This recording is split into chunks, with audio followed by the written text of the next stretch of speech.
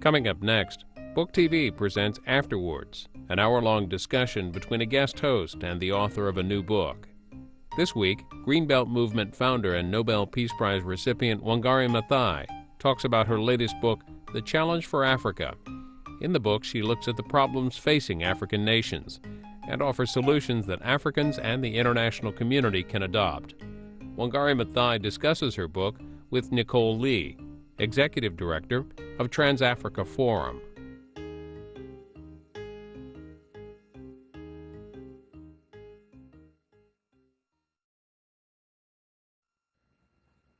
Activist, government official, Nobel Prize winner, mother, leader of the feminist movement of Africa. These are all terms that are used to describe you. Dr. Maathai, thank you so much for joining us here today. Oh, thank you. It's my privilege. There's so much to talk about, and frankly, I just love to start at the beginning. You've written a lot about your childhood, and in some ways, your childhood is a typical, regular childhood for many girls growing up on the continent. Yet opportunities, challenges that you faced took you in a very different direction. Can you talk about some of those challenges and opportunities and talk about your life as a young girl growing up in Kenya? Yes, thank you very, very much. It's great to be here. And one of the reasons why I write about that experience as a child is indeed to inspire children, and especially girls, to understand that you can still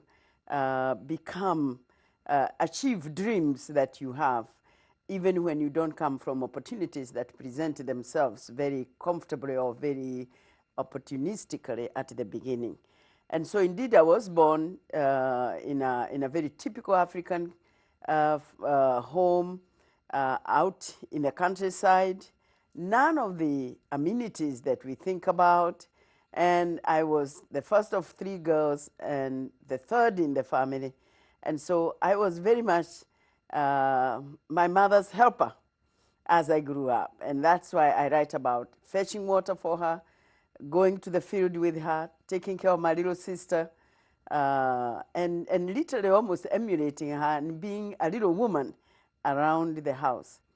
And then an opportunity comes for me to go to school. And the question is popped, why don't I go to school?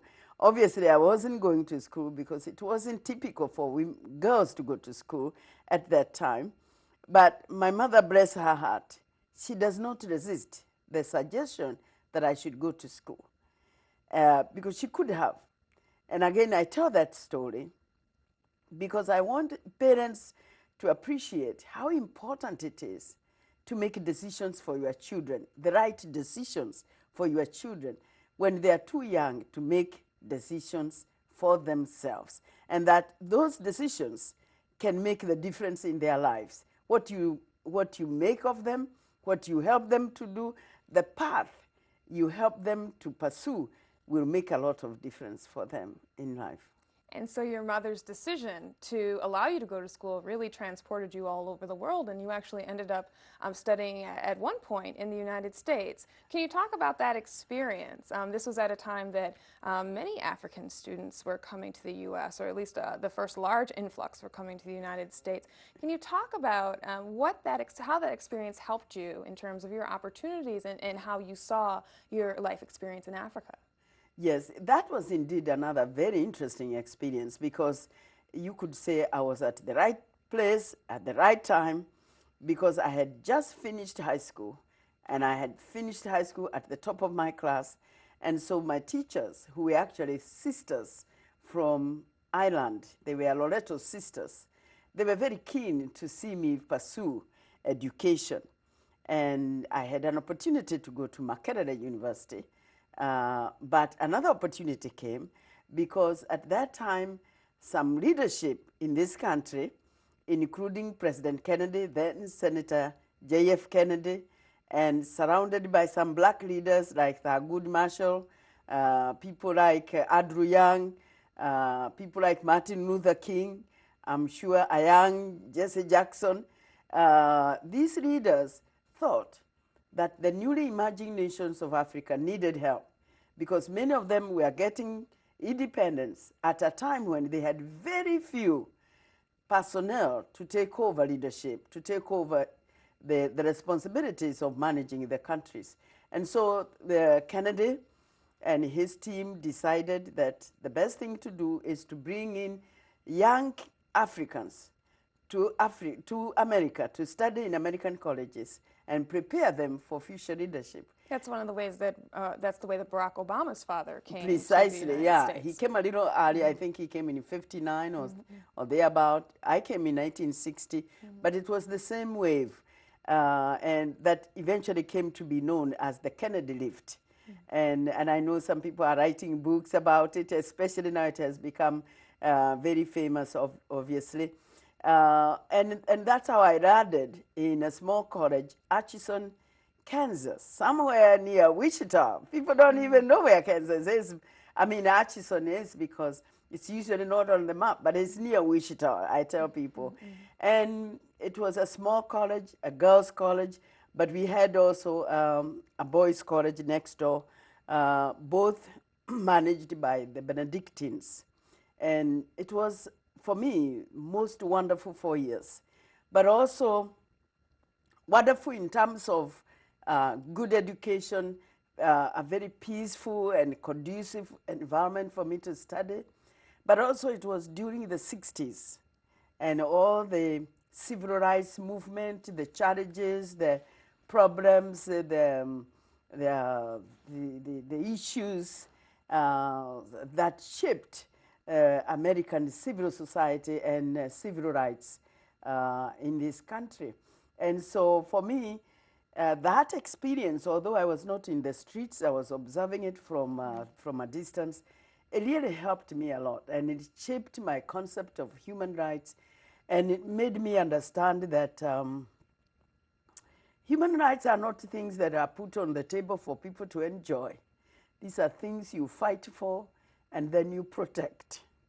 And that I learned from this country.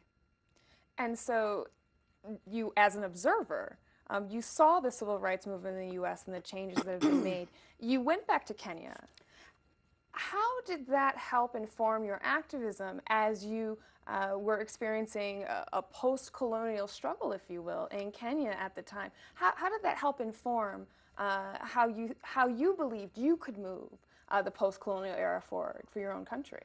Well, for me, for one, it was very difficult to understand why the African post-colonial leadership could violate the rights of their own people.